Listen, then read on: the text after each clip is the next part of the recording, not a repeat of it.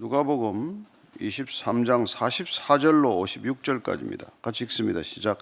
때가 제6시쯤 되어 해가 빛을 잃고 온 땅에 어둠이 임하여 제9시까지 계속하여 성소의 휘장이 한가운데가 찢어지더라. 예수께서 큰 소리로 불러 이르시되 아버지 내 영혼을 아버지 손에 부탁하나이다 하고 이 말씀을 하신 후 숨지시니라. 백부장이 그 된 일을 보고 하나님께 영광을 돌리 이르되 이 사람은 정녕 의인이었도다 하고 이를 구경하러 모인 무리도 그 된 일을 보고 다 가슴을 치며 돌아가고 예수를 아는 자들과 갈릴리로부터 따라온 여자들도 다 멀리 서서 이 일을 보니라. 공회 의원으로 선하고 의로운 요셉이라 하는 사람이 있으니 그들의 결의와 행사에 찬성하지 아니한 자라. 그는 유대인의 동네 아리마대 사람이요 하나님의 나라를 기다리는 자라. 그가 빌라도에게 가서 예수의 시체를 달라 하여 이를 내려 세마포로 싸고 아직 사람을 장사한 일이 없는 바위에 판 무덤에 넣어두니 이날은 준비일이요 안식일이 거의 되었더라. 갈릴리에서 예수와 함께 온 여자들이 뒤를 따라 그 무덤과 그의 시체를 어떻게 두었는지를 보고 돌아가 향품과 향유를 준비하더라.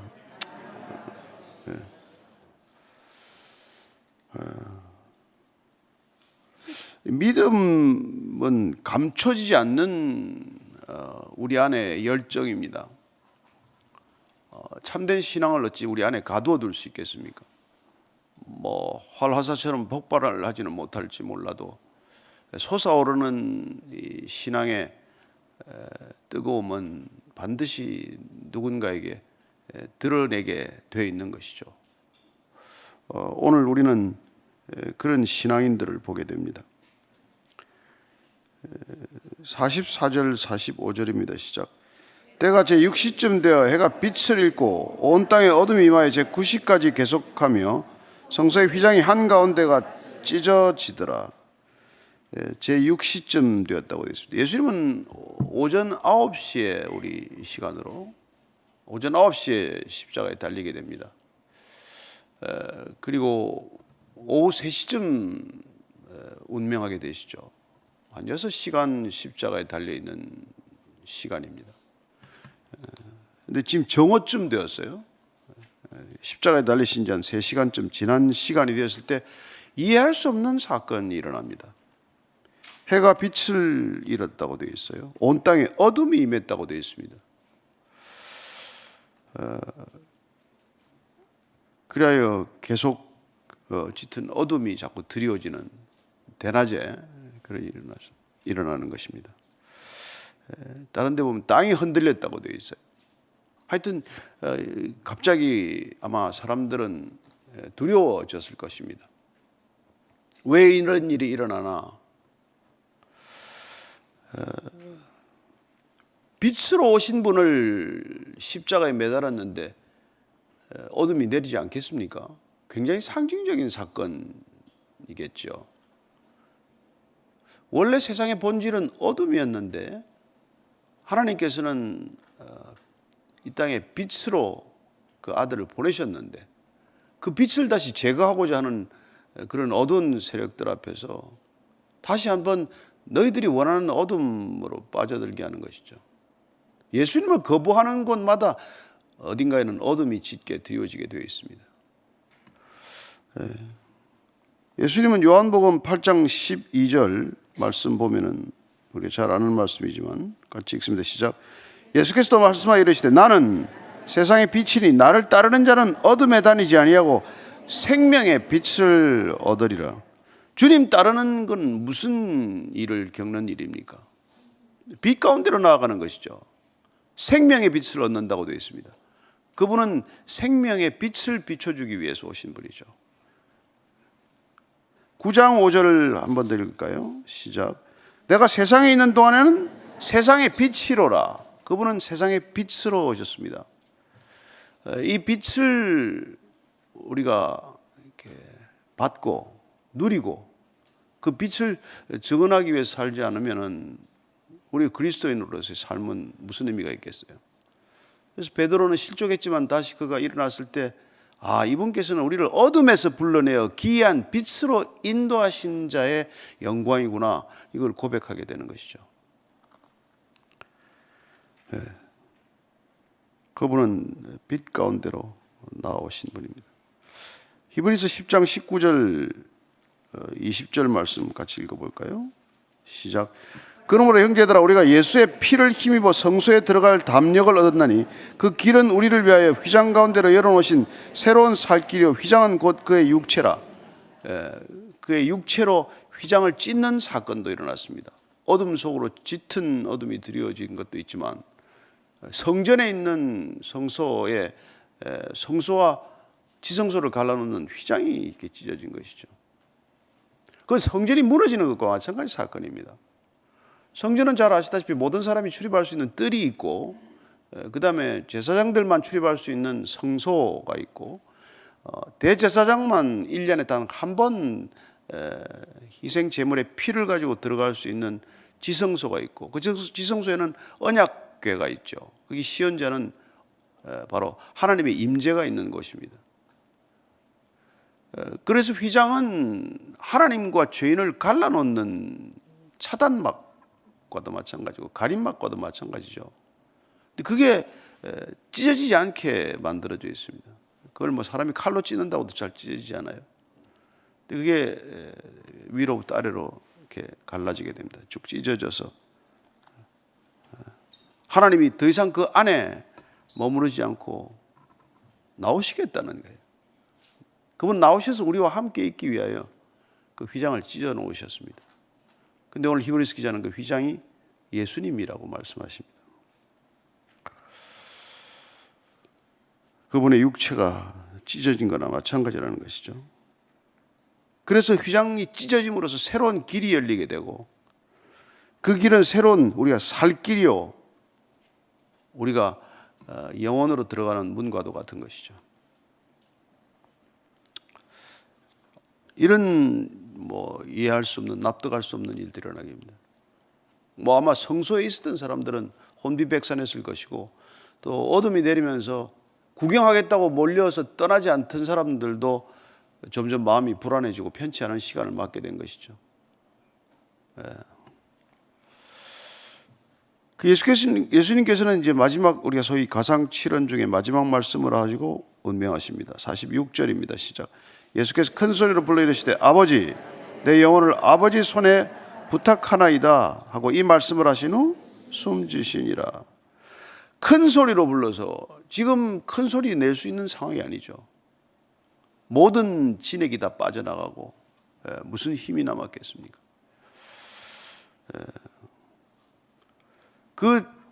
이 중동 지방의 태양에는 10분 못 서 있습니다. 그래서 얼굴 다 가리는 거예요. 사실 얼굴 다 가리고 거기에 그 피투성이가 된 채로 달려서 장렬하는 태양을 맞고 있다는 것은 불가능한 상황이죠. 그런데 이제 큰 소리로 아버지라고 부릅니다. 아버지. 마지막 순간에도 그는 아버지. 우리 보면은 나의 하나님 어찌하여 나를 버리십니까? 하는 절규가 있긴 했지만 그는 끝까지 아버지 하나님을 부르시고 있는 것이죠. 큰 소리로 아버지라고 부릅니다. 내 영혼을 아버지 손에 부탁합니다. 내 영혼을 아버지 손에 부탁합니다. 여러분 우리가 마지막에 불러야 할 이름은 아들 이름이나 자녀들 이름이나 아내 남편 이름 아닙니다. 아버지를 불러야 합니다. 하나님께 우리가 가는 길인데 뒤돌아보지 않고 이제 떠나야 되는 거예요. 그래서 여러분들이 여기서 사는 동안 열심히 사랑하고 살아야 될 이유는 그래야 떠나는 게 이게 쉽지. 안 그러면 이게 남아가지고 뒤에 꼬리가 묶여 있는 것처럼 못 떠난단 말이에요. 그래서 다 죽을 때 사람들이 괴로워하는 거예요. 그러나 여러분들이 정말 매 순간 삶을 그렇게 불살라 버리듯 살면 그거 떠나는 거 어렵지 않죠. 아버지를 향해 달려가는 거니까. 여러분들 애들 키워보면 알겠지만 아이들이 멀리서 아버지 하고 달려올 때 그 기쁨은 세상에서 어떤 기쁨과도 바꿀 수 없는 기쁨이에요. 사실 아이들은 아빠라고 부르지 않습니까? 아빠 하고 달려올 때 그 아이를 맞아주는 부모의 심경이 얼마나 감동적인지 모르죠. 그걸 뭘로 우리가 환산할 수 있겠어요? 지금 이제 아버지한테 부르고 가는 겁니다. 내 영혼을 아버지 손에 부탁합니다 하고 이 말씀을 마신 후에 숨지시니라. 이 말씀은 또한 사실 오늘 아버지 손에 부탁합니다. 시편 31편 5절이에요. 시편 31편 5절은 이렇게 되어 있습니다. 시작. 내가 나의 영을 주의 손에 부탁하나이다. 진리의 하나님 여호와여 나를 속량하셨나이다. 나의 영을 주의 손에 부탁합니다. 아버지 내 영을 부탁합니다. 이건 이스라엘의 유대인들 모든 어머니가 아이들한테 기도를 가르칠 때 밤에 잠잘 때 이 기도를 시킵니다. 아빠 제 영혼을 부탁합니다. 이 기도를 드리고 잠들도록 하는 것이죠. 편하게 잠들도록 하는 것입니다. 마치 안식하듯 그렇게 푸근한 품에서 편안히 잠들도록 하기 위해서 이 기도를 하게 하는 것이죠. 예수님께서는 이 기도를 마지막에 드리고 이 땅에 공생애를 마치십니다. 이후에 일어나는 일들을 우리가 보게 됩니다. 47절부터 49절까지입니다. 시작. 백부장이 그 된 일을 보고 하나님께 영광을 돌려 이르되 이 사람은 정녕 의인이었도다고. 이를 구경하러 모인 무리도 그 된 일을 보고 다 가슴을 치며 돌아가고 예수를 아는 자들과 갈릴리로부터 따라온 여자들도 다 멀리 서서 이 일을 보니라. 백부장, 이 성경에서 우리 잘 알지만 사복음서에서 이 백부장 등장하면 좀 긴장해야 되죠. 전혀 믿음이 없을 것 같은 이 백부장, 로마의 군인들, 이 사람들이 뭐 고넬료를 비롯해서 굉장히 큰 신앙의 증인들이 되지 않습니까? 이 백부장도 그 된 일을 보고 지금 이 사람도 사형 집행관 4명을 데리고 어떻게 보면 지금 형장 전체를 질서를 유지하고 책임을 지고 있는 사람이에요. 이렇게 이 사람은 정녕 의인이었도다. 의로운 사람이었다. 이렇게 말합니다. 그러나 마태복음과 마가복음은 조금 더 다른 표현을 쓰고 있습니다. 누가복음은 이방 세계를 위해서 헬라인들을 위해서 지은 책이에요. 주로 대상이 헬라 사람들인데 마태나 마가는 다른 표현을 쓰고 있죠. 마태복음 27장 54절입니다. 같이 읽습니다. 시작. 백부장과 및 함께 예수를 지키던 자들이 지진과 그 일어난 일들을 보고 심히 두려워하여 이르되 이는 진실로 하나님의 아들이었도다 하더라. 하나님의 아들이었도다. 백부장이 이 쭉 되는 과정을 다 지켜보더니 십자가 처형을 주도한 군사 책임자로서 이 모든 일을 지켜본 결과 내린 결론이 이분은 하나님의 아들이었다. 이렇게 결론을 내는 것이죠. 그래 십자가 사건 이후에 예수님을 하나님의 아들로 고백한 첫 번째 증인이 된 겁니다. 이 백부장은 사실. 동일하지만 마가복음 15장 39절이 있습니다. 같이 있습니다. 시작. 예수를 향하여 섰던 백부장이 그렇게 숨지심을 보고 이르되 이 사람은 진실로 하나님의 아들이었도다 하더라. 그는 어떻게 보면 질서를 위해서 죽어가는 죄수를 보기보다는 사람들을 늘 살피는 입장이었어요. 그는 치안이 목적이고 전체적으로 군중 질서를 잡는 게 목적이기 때문에 그는 어떻게 보면 사형수에 별 관심이 없었던 사람이에요. 그는 많은 사형장, 많은 처형에 되는 모습을 보았을 것입니다. 그러나 그는 어쩌면 이 특별한 십자가 처형을 보면서 가장 충격을 받았던 군인이었겠죠. 그러나 아마 처음 예수님께서 용서를 비는 자기 자신들을 위해서 이 십자가에 못 박는 자들을 용서해 달라는 기도를 드릴 때부터 아마 그는 아마 충격을 받았을 것입니다. 이때까지 이런 죄수는 없었다. 본 바도 없고 들은 바도 없고 전에 들은 바도 없는 죄수다. 모든 죄수들은 욕을 하거나 뭐 발악을 하거나 끝까지 자기의 무죄를 주장하거나 뭐 이러는 죄인들은 수없이 봤기 때문에 그런 죄인들한테 관심이 없는 사람이에요. 그는 오직 그 십자가 처형의 형장의 안전과 질서에만 관심이 있는 사람이지만 이 예수님의 처형 과정을 보면서 그는 이 된 일들을 쭉 보면서 이분은 하나님의 아들 맞다. 이렇게 하나님의 아들 맞다.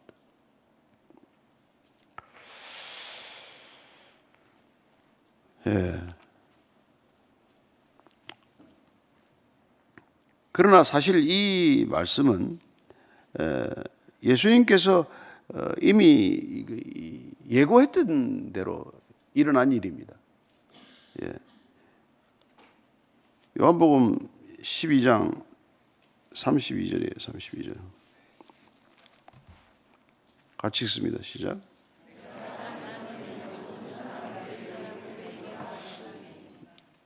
땅에서 들리면 내가 모든 사람을 내게로 이끌겠노라. 광야에서 모세가 뱀에 물려 죽어가는 사람들을 살리기 위하여 광야에 들린 것처럼, 구리 노뱀이 들린 것처럼 나도 십자가에 들리면 모든 사람을 내게로 이끌겠노라, 이렇게 말씀하신 것이죠. 사실 땅에서 들리면 내가 모든 사람을 내게로 이끌겠노라.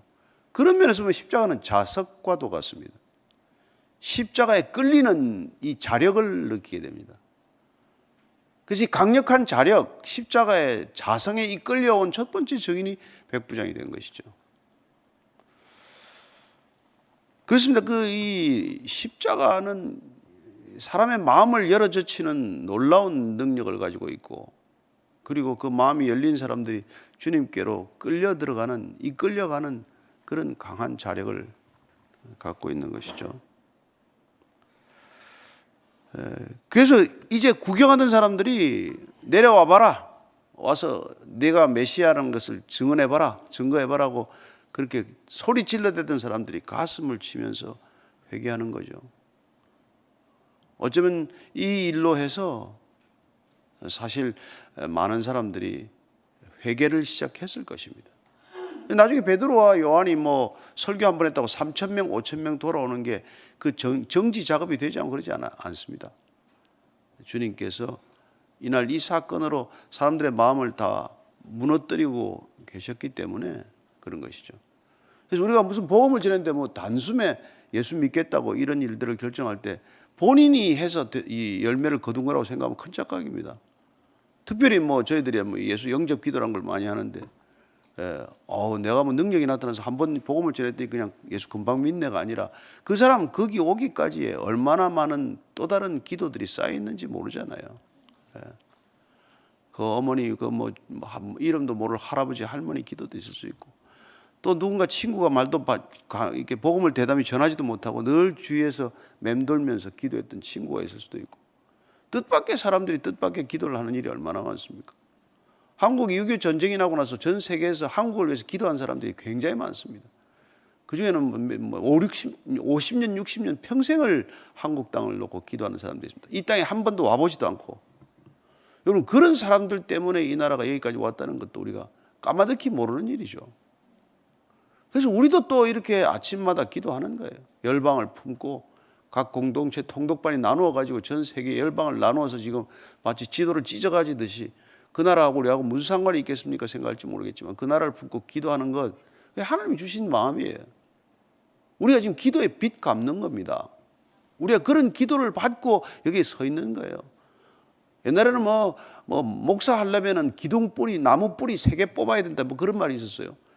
북한산 올라가지고 밤새 기도해서 나무 뿌리를 뽑아야 목사 된다는데, 지금은 인터넷 3시간 뒤지면 되는 세상이 되고 말았지만은 그런 세상인데, 우리 세대 전체가 기도에 빚진 거예요. 그리고 우리 다음 세대를 위해서 기도하지 않는 거죠. 그러니 적으면 다 찾아먹고 남은 게 있어야지. 그 교회가 흔들흔들하는 거죠. 그래서 아침에 이 나와서 기도하는 분들은 정말 보석 같은 사람입니다. 새벽 이슬 같은 사람들이에요. 그걸 우리들끼리 하는 그 은으로 11조 교인이라 그래요. 여러분, 교회 100명 나와도 아침 예배 나오는 사람 10명 안 됩니다. 지금은 2명, 3명도 안 됩니다. 옛날에는 그래도 11조 교인이라서 한 10의 1조는 나왔어요. 한 100명 있으면 10명은 아침 예배를 나오는데 지금 안 나옵니다. 물론 바빠서 안 나오시는 분은 괜찮지만, 그분들의 기도, 그분들이 그냥 일이 있건 없건 나와서 그냥 교회를 위해서 기도하고 나라를 위해서 기도하고 열방을 위해서 기도하는 그 때문에 여러분 교회가 서 있는 거예요. 무슨 잘나서 이게 목사가 설교 잘해서 아니에요. 그렇지 않습니다. 그런 거 아니고 그렇게 기도하는 사람들, 그런 분들 때문에 나라도 지켜지는 것이고 교회도 든든히 세워져 가는 것이지, 그거 없이 무슨 되는 일이 없는 것이죠. 또 예수님을 아는 자들, 갈릴리로부터 따라온 여자들, 이 여자들 안 떠납니다. 제자들은 다 도망갔죠. 근데 이 여자들, 처음 따라온 여자들은 안 떠난단 말이죠. 이 여자들 어떤 여자들입니까? 누가복음 8장 2절 3절 보면 이 여자들 리스트가 나오죠. 같이 한번 읽을까요? 시작.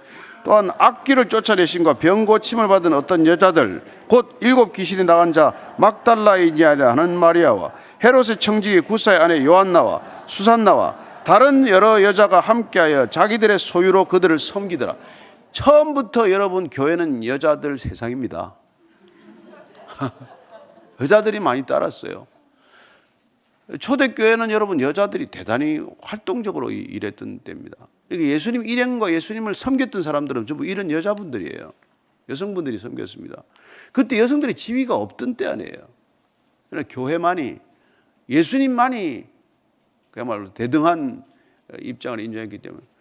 그래서 나중에 바울도 여러분 로마서 편지 가지고 간 사람이 베베, 여집사 베베가 가지고 가요. 가서 그런 정도로 많은 것들을 했던 사람들입니다. 끝까지 따라가는 거예요. 멀리서 쳐다보지만 발걸음을 돌이키지 않습니다. 그리고 어머니 마리아 물론 있었죠. 그래서 예수님께서는 눈에 띄는 요한 하나가 있었지 않습니까? 이 사형장에 요한 하나 보였기 때문에 요한 불러서 어머니의 여생, 어머니 마리아의 여생을 요한에게 맡기게 되는 것이죠. 그게 요한복음의 탄생 계기가 되는 것이고. 근데 뜻밖의 사람이 하나 나타났어요. 50절 51절입니다. 시작. 공의 의원으로 선하고 의로운 요셉이라는 사람이 있으니 그들의 결의와 행사에 찬성하지 아니한 자라. 그는 유대인의 동네 아리마대 사람이요 하나님의 나라를 기다리는 자라. 여러분 뜻밖의 모든 제자들이 다 도망가고 없는 판에 공회원, 산헤드린 공회원 이게 뜻밖에 나타난 겁니다. 그는 선하고 의로운 사람일 뿐만 아니라 이번 예수님을 처형하는 이 모든 과정에서 찬성하지 않았던 사람입니다. 그가 반대 발언을 했다 이런 거는 기록이 안 돼 있어요. 그러니까 어떻게 그가 그 찬성하지 않았는지는 우리가 미루어 짐작한다면 뭐 침묵으로 반대를 했건 또 혹은 결의에 불참함으로써 본인의 불만을 드러냈건 그는 적극적인 의사표시는 하지 않았지만 이 일에 찬성하지 않았다는 것이죠. 그런데 그가 드디어 카밍아웃 한 것입니다. 드디어 카밍아웃 했어요. 여러분 믿음이 이렇게 카밍아웃 하는 사건을 우리는 믿음 사건으로 경험하는 것이죠. 저는 여러분들 일생에 어떤 형태로든 이런 믿음 사건을 경험하게 될 줄로 믿습니다. 또한 그런 믿음 사건들이 있으리라고 믿습니다. 가나의 혼인잔치에서 물을 떠다 준 하인들만이 아는 믿음 사건들이 생긴 것 아닙니까? 예. 헤롯의 신하가 아들이 지금 죽어가는데 예수님께서 가지도 않고 말 한마디 했더니 낫는 것을 경험하는 믿음 사건이 있잖아요. 48년 된 병자가 일어나 걸어가라 할 때 그냥 일어나지는 사건을 경험하는 것, 이런 사건들, 믿음 사건들이 저와 여러분들에게는 반드시 있게 마련이라는 것입니다. 그래야 좀 여러분들은 흔들리지 않는 신앙이 되는 것이고 그 말씀을 듣고 그 말씀에 순종했더니 내 인생에 이런 변화가 있었습니다 라는 것을 증언하게 되는 것이죠. 이 아리마대 요셉, 이 사람이 그런 경험을 하는 거죠, 이제. 근데 이 사람은 본인이 카밍아웃 함으로써 그런 믿음 사건을 만들게 됩니다. 이거 지금 나올 시점이에요. 나온다고 무슨 덕이 있습니까? 지금 믿다가도 믿음을 버려야 할 시점이에요. 그러나 그는 이럴 때 진정한 믿음을 드러내는 자가 된 것이죠. 또 하나 니고데모가 찾아오죠. 향유 100리터를 가지고. 니고데모는 밤에 왔다 그냥 슬슬 돌아갔던 사람 아닙니까? 물과 성령으로 거듭나야 하리라 제대로 다 못 알아듣고 돌아갔지만 그는 끝내 예수님을 따르는 제자가 된 것이죠. 그 두 사람이 장례를 치르게 됩니다. 아리마대 요셉은 특별히 자기가 묻히려고 파놓은 새 무덤, 아무도 안치되지 않은 새 무덤. 그래서 이사야서 53장에 보면은 그가 부자의 대접을 받았다는 게 그 얘기 아닙니까? 그 무덤에 가게 되는 것이죠. 여러분 52절 54절 보면 그가 빌라도에 가서 예수의 시체를 달라고, 이거 어떻게 예수의 시체를 달라고 그러겠습니까? 보통 시체들은 그렇게 그냥 버려졌어요. 그리고 안식일이 오기 때문에 그 시체를 갖다가 공동무덤에 갖다 버렸습니다. 그러기도 하고. 그래서 그냥 들에 짐승들이 뜯어먹거나 새들이 뜯어먹고 나면 시신을 공동무덤에 갖다 버려가지고 어디서 무슨 시신인지 누구 시신인지 찾을 수도 없게 되는 그런 일이 되는 것이죠. 만약에 그런 일이 일어났다면 예수님 부활도 누가 믿겠습니까? 어느 시신이 부활했다는 거냐? 그러나 아리마대 요새가 그걸 자기 무덤, 빈 무덤에 곱게 안치하는 걸 본 많은 증인들 때문에 부활은 사실이 된 것이죠. 예. 예수 시체를 달라해서 세마포로 싸고 아직 사람을 장사한 일이 없는 바위에 판 무덤에 넣어두니 이날은 준비리요 안식일이 거의 되었더라. 이 요셉에 관해서는 어떤 전설이 전해져요. 뭐 전설은 아니고 사실일 텐데 AD 62년에 사도 빌립에 의해서 그는 파송을 받게 됩니다. 그래서 영국으로 파송을 가요. 그래서 글래스턴베리라는 곳에 도착을 해서 그는 이제 선교를 간 건데, 전도를 간 건데, 그 글래스턴베리에 갔다가 너무 지치고 힘들어서 그는 자기 지팡이를 이렇게 기패 받고 의지하고 있었는데 그 지팡이에서 싹이 나가지고 거기가 나무가 돼서 거기가 요셉의 숲이 되었다는 전해지는 말들이 있어요.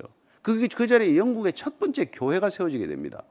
지금도 그게 이게 순교지가 되고 그게 일종의 이제 뭐 교회 탐방 코스가 된 것이죠. 그리고 그저 가져간 최후의 만찬에서 어떤 잔을 가지고 가는데 그 잔이 이제 아드 왕의 기사들이 찾는 성배가 된 것이죠. 그런 얘기가 전해지는데 뭐 얼마나 사실인지는 뭐 확인할 길이 없지만 어쨌건 이 아리마대 요셉은 그렇게 인생을 마치게 됩니다. 56절 55절 읽고 마칩니다. 갈릴리에서 예수와 함께 온 여자들이 뒤를 따라 그 무덤과 그의 시체를 어떻게 두었는지를 보고 돌아가 향품과 향유를 준비하더라. 그 뭐 가지고 여자들이 이제 지금 빈손으로 왔는데 무덤까지 따라와서 이제 그걸 안치하는 걸 보고는 이제 안식일은 6시부터 시작이 됩니다. 저녁 6시부터 안식일이 되면 못 움직이는 거예요. 돌아가서 향품과 향유를 가지고 안식일 하루를 꼬박 기다렸다가 이제 주일 아침에 새벽에 나오는 거죠. 근데 이미 이제 요셉과 정성스럽게 세마포를 싸고 향유를 발라서 시신을 다 태둔 겁니다. 더 이상 처치할 필요가 없는데 여인들은 그들의 애타는 마음, 사랑을 그렇게 표현하기로 작심을 하고 돌아가야 되는 그런 상황이죠. 그렇습니다. 오늘 이렇게 아리마대 요셉이나 니고데모나 이런 여인들의 믿음, 감춰지지 않는 이 믿음이야말로 진실한 믿음 아니겠습니까? 저는 여러분들의 믿음이 드러낼 수 있는 믿음 되기를 바랍니다. 누군가에게 증언할 수 있는 믿음이 되기를 바랍니다. 아무것도 내세울 게 없는 거라도 좋습니다. 그러나 내가 어떻게 믿게 되었는지에 대한 것은 드러낼 수 있어야 그게 믿음이지, 그걸 드러낼 수 없는 믿음이라는 게 어떻게 믿음이겠습니까? 저는 참 믿음, 참 신앙, 참 사랑, 참 은혜는 감출 수 없는 것이라고 믿습니다. 오늘 그 믿음 감춰지지 않는 하루가 되기를 축복합니다. 기도하겠습니다. 하나님 아버지, 모든 것을 잃을 각오를 하고 커밍아웃 했습니다.